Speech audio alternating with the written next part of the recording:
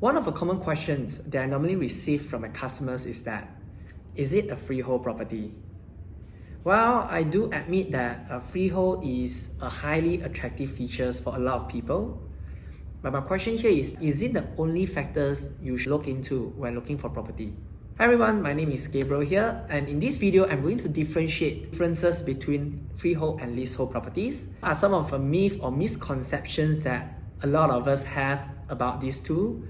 So let's get the concept right first. Difference between freehold and leasehold properties is that whether or not you own the land that your property is built upon. So for freehold land, meaning you get to own it forever.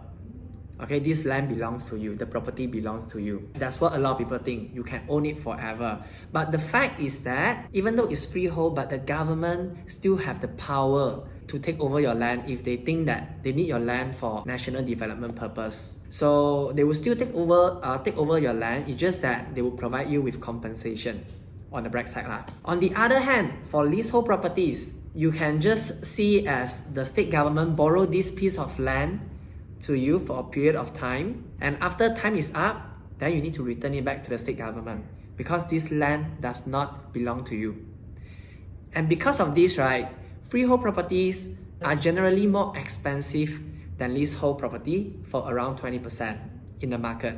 But do you know that you can actually renew your lease even after it expires? It's just that you need to pay a certain amount of fees, which is calculated based on the market value of your property during that point of time, which is 99 years later. Other than renewal, do you know you can actually convert your leasehold property to freehold property? Last year, Negeri Sembilan, they actually allow all their residential properties owners to convert their properties to freehold. So is there a possibility that this could happen to other states in the future? So the question here is that since for leasehold I can renew it and I can actually even convert it to freehold, why do I need to spend 20% more to get a freehold property then? Here's the deal. The beauty of freehold property, when you want to sell out in the future, the process is so much quicker. Because the land belongs to you, the property belongs to you, right? You don't need to get any consent from the state government before you sell it out. Whereas for leasehold property, you actually need to get consent from the state government, and this process, the total selling process will take around 6 months to 1 year.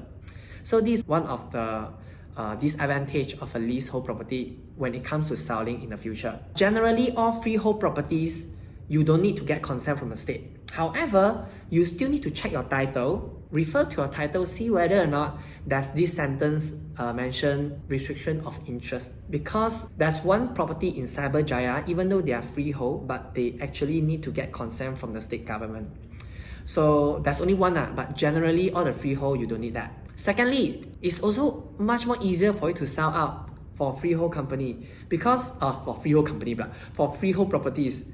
Because the acceptance level for freehold properties is so much more higher than leasehold. Resistance for leasehold property is still there.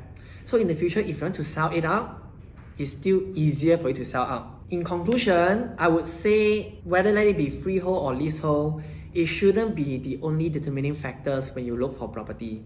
There's a lot more factors out there you should consider. The accessibility, the location, the layout, the neighborhood, amenities around it.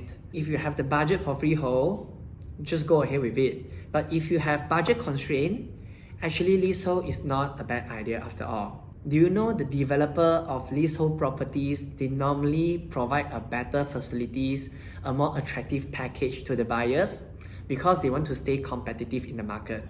Let me know what's your thoughts. Do you still prefer freehold, or you are okay with leasehold, or you don't care? You don't care at all. Or if you have any more questions that you'd like to discuss regarding freehold or leasehold, feel free to comment below and I'm happy to discuss. Thank you for watching and see you next time.